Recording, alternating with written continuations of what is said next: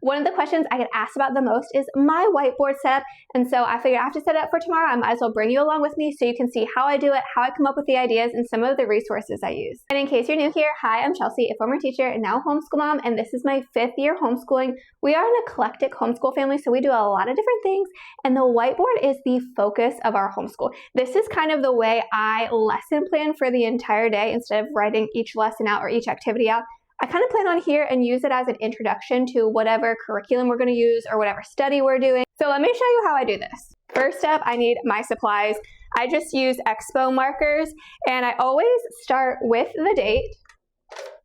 So tomorrow is, tomorrow's actually my birthday. Duh, Chelsea. So both of my kids are learning cursive, so I have been writing the day and month in cursive just so they can see what that looks like actually in use. They can't read it yet, so I don't write everything, but this is kind of a hey, this is an introduction, this is what the letters look like, this is what it looks like in context. So that's kind of why I do that. I also do like to keep it colorful, so I will choose a different color for everything. The next thing I always do is the word of the day, and I use this book, 365 Words Everybody Should Know, to come up with the word of the day. The word of the day for tomorrow is depressed. Now, sometimes I will go deeper with the word of the day and use it as a vocabulary study. So I might pose a question like, have you ever felt depressed? When have you felt depressed? What were the circumstances around it? Or I have this, let me show you. I have this vocabulary board where you have the word, definition, synonyms, picture, and sentence. So we would practice doing different activities with the word. So they would have to look it up in the dictionary, find synonyms for it, use it in a sentence, and draw a picture of what that would look like. I do this sometimes, not all the time. I haven't done it yet this year because I have been trying to use this as more of a discussion. And tomorrow I'm just going to do the word because we have a lot of other things I want to cover with the board tomorrow. So we are just going to read the definition and maybe say, have you ever been depressed? And leave it at that. We're not going to do a full vocabulary study. So these two things are always on the board. The next thing that's always on the board is either a word ladder or a Mad Lib. I rotate back and forth every week. So one week we'll do word ladders, the next week we will do Mad Libs. Last week I did the word ladders. I like to use the word ladders because it covers reading, vocabulary, spelling, phonics. It helps with that word manipulation. So I really like this, especially if they're just learning how to spell. This is really great practice. And then I use the Mad Libs to practice parts of speech. And this week is Mad Libs. My kids requested that I do the Percy Jackson Mad Libs. We did Percy Jackson this summer and they loved it. We did a lot of these this summer. So I gotta flip through until I find one we haven't done yet.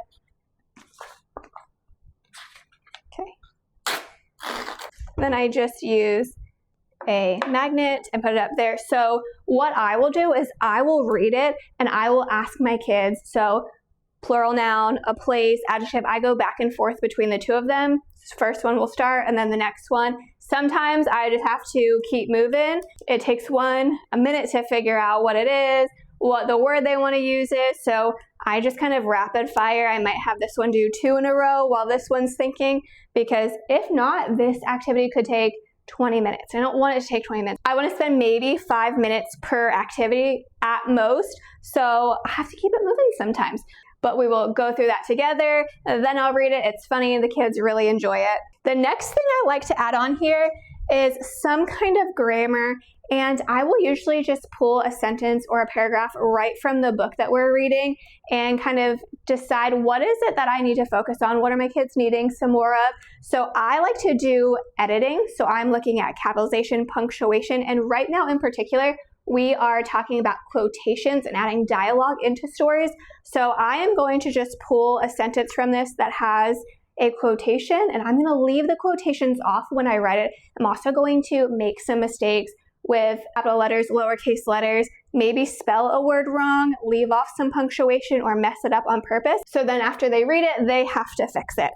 So the sentence I chose for tomorrow is, "No problem," whispered Mona. "Happy hibernation, Mr. Gibson. Rest well." So let's go ahead and write on the board, and then I'll tell you a little bit about what I do with it. Sometimes I forget that I'm trying to purposefully make mistakes, so I might have to fix it a little bit. Oh, that looks too much like an uppercase letter, so let's try that again.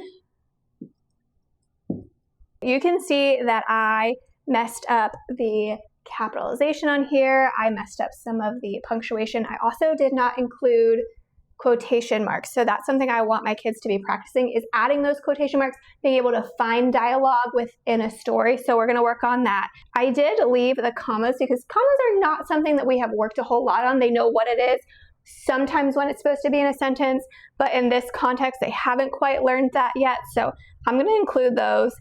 Another thing that I will sometimes do with this is I will sometimes go through and say, okay, what parts of speech are the words? Can you find the noun, the verb, the adjective, the adverb in this sentence? But because I'm doing Mad Libs this week, I'm not going to include that on here. We're just going to edit this. But that is also something I like to do with the grammar. I will read through it, and then they'll have to point out what the parts of speech are. Or they might have to add some parts of speech. So if it doesn't have an adjective, I'll say, okay, where's the noun? What's an adjective that could go with that noun that could be added to that sentence? And we might rewrite the sentence. So that's just a fun way that I add some grammar and editing into our day. So this so far covers our language arts. I also like to add in some history, science, and math, so I have all the subjects covered. And so tomorrow I'm going to add history that goes along in preparation for our Florida study. We have not yet started. We're going to start it in October, but my kids are doing farm school, and farm school is covering Florida ecology. So they've got the Florida science already started. And so I am going to start introducing the Florida history, geography side of it, because that's something I really want to hit on with our Florida study. And so I am just going to start off with posing the question, what statehood number is Florida, and what year did it become a state? Okay, so this is sometimes where I have to stop and think, how do I want to word it? What state number is Florida? What order is it? I think I'm just going to say, what state number is it? I'm going to draw a little arrow down here.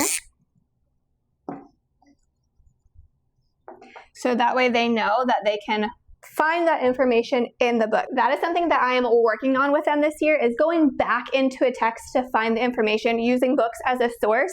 So not only do I want to kind of talk about Florida, the statehood number, the order, all of those things, but I also want them to get into the book to find the information so we can practice using the source. Okay, and now for science. Tomorrow we're doing something really cool. We are doing a shark dissection, but we invited friends and neighbors over, so we're doing one big homeschool science lesson. And so for our science, I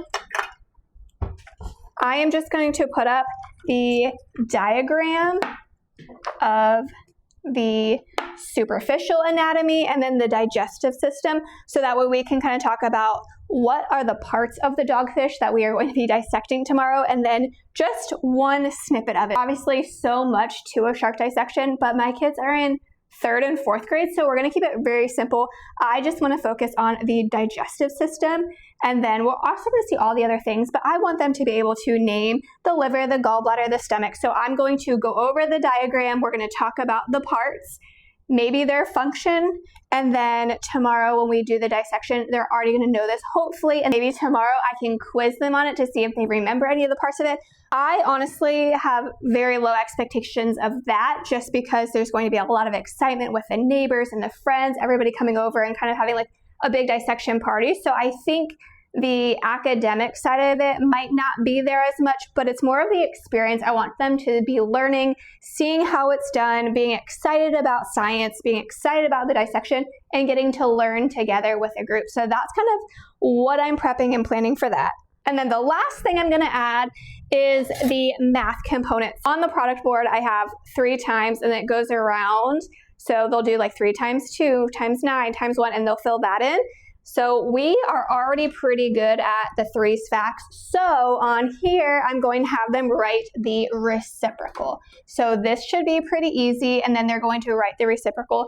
Now, what I'm looking for is, 1, do you remember what that word reciprocal means? And then can you write it? Obviously, they've already solved it here. So if they remember what a reciprocal is, this should be really quick and easy for them to figure out because it's already solved. But, they're kids. That might not always be the case. So we'll see how it goes. I was going to say then write it, but I'm not going to do that because that gives them the order in which they should do it to make life easier. I want to see if they can figure that out on their own. So solve the multiplication facts, period. Okay, write the reciprocals. So that is my board set for tomorrow. Oh, I did want to show you. This is the 50 states book that I am using for all of our Florida fact information. So it does have all 50 states. Let me show you what Florida looks like.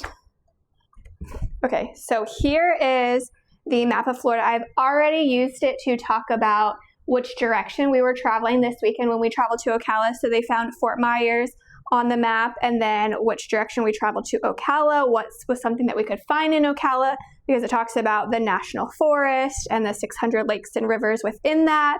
And also in here are the key facts about the state. So I'm going to go through those slowly. So starting with the statehood date and the statehood order, and then we'll talk about those important things like the state bird, the state flower. We did already talk about the capital of Florida, so they have used this book to find that.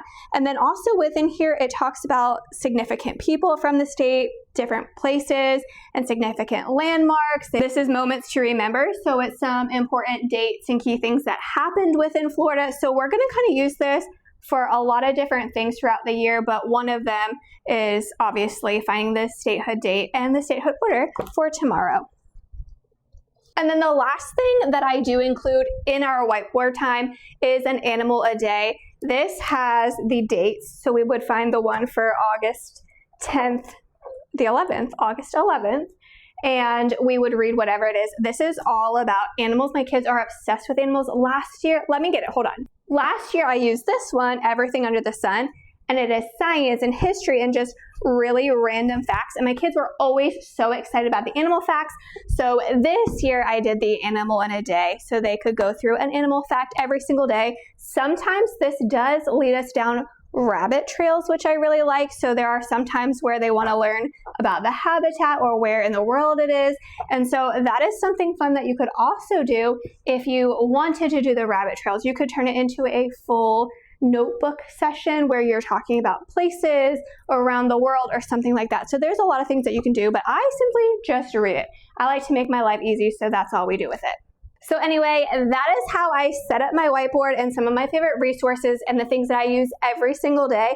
If you have more questions about it, leave them in the comments. I'd be happy to go more in depth with anything that I do on here, or how I come up with it, or how I go about it throughout the rest of the school year. But one of the things I always try to do is have it point to something else that we are learning. So it's going to tie into our history lesson or our science lesson, math practice, grammar practice. It makes my life so easy.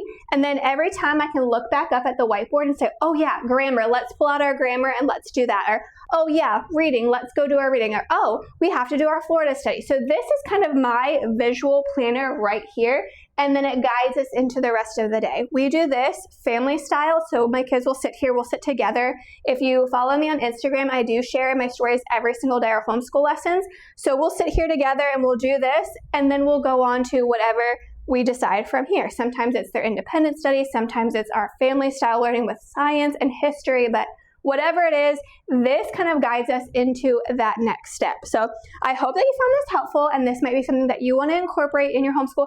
But remember, you don't have to. Your homeschool does not have to look like mine. If you have a big whiteboard and you want to do this, great. But do not rush out and buy it just because I have it and I showed you how to do it. You could start with a small whiteboard and put just the word of the day, or just something that you want to use to guide somewhere else. So you can do it however you want, however it fits in your homeschool. This is just what works for us.